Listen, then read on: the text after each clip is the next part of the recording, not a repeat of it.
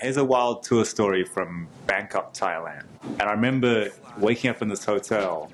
You know, they'll put the newspaper on the door sometimes, like in a better hotel. So I grabbed the newspaper and I open it, and the Bangkok Post or whatever, it says Judgment Day in big letters across the front. The army was going to dissolve the government that day, and we have this show that night. It was kind of crazy. So no one came to the show because there's 30,000 extra troops in the city. Everyone's scared to go out. There's a few guys there who just didn't look like the rest. You know, they were like Asian cats with afros and, you know, ripped jeans and stuff, and everyone else is like Asian suits on their dates at this gig kind of thing. So I hit up these guys after. I was like, yo, you know, can we get a smoke? Now you gotta remember, everyone said to me, when you go to Thailand, forget about that. It doesn't exist. Just forget about it. It's too dangerous. So I'm like, yeah, hook us up. These guys are like, yeah, you know, at our boys' place, it's 5 minutes drive away. It's like 2 in the morning after a show. 3 of us get in this car with 4 guys we just met, drive for half an hour. They're door knocking on all these buildings to go 5 minutes to their boys' place. Anyway, we end up in this spot. It's like penthouse apartment, a skyscraper, ceiling to floor windows with thunder and lightning outside. All these, like about 20 guys there, all young. And I noticed they all had tattoos from their necks to their feet, like all of them. And I'm thinking, oh, they're art students. It's all good.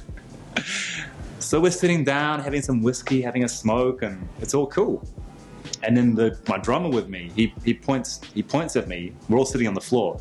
He points behind me. He's like, what's that? I turn around. There's literally an AK-47 right here, leaning against the wall. And we're like, well, what's the deal with that? And these kids, it's like, yeah, death to all foreigners. I was like, okay, cool. I'm like, what's that over there? They have like C4 explosives, transport cases and stuff. And so it turns out they're a junior guerrilla cell. They've been on their motorbikes going around southern Thailand, throwing explosives at authorities and stuff. And it was kind of strange, man. The vocalist, the singer with me, she was like, man, Mark, we need to go back to the hotel, like now.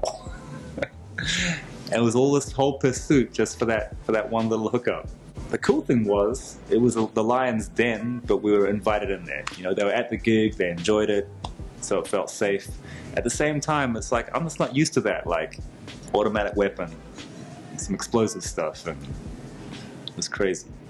So, you know, playing an arena, I've never done arena tours, you know, to see him coming, I'm still thinking that's some sound guy or whatever, and he's going, and I go, huh? And he just stole on me.